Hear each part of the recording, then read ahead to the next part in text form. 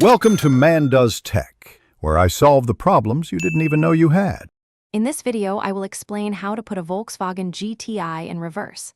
First, ensure your vehicle is completely stationary. This is a crucial safety step before attempting any gear changes.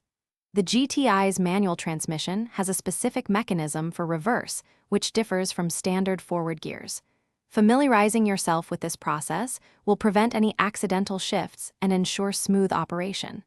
Let's get started with the exact steps. The key to engaging reverse in many Volkswagen GTI models is a downward press on the gear shifter. This isn't just a simple push. You need to apply firm, consistent pressure straight down on the top of the shift knob.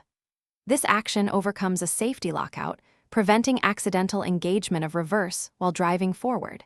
It's a deliberate movement designed for your safety and the longevity of the transmission. Make sure you feel a distinct click or resistance give way. Once you've pressed the shifter down, you can then move it into the reverse gear slot. For most manual GTIs, this position is usually found by moving the shifter all the way to the left and then pushing it forward, past first gear. It's important to maintain that downward pressure throughout this movement until the shifter is securely in the reverse gate. You should feel it slot into place, indicating proper engagement. Always double-check your specific model's diagram. After successfully engaging reverse, you'll typically see the reverse lights illuminate, confirming the gear is selected.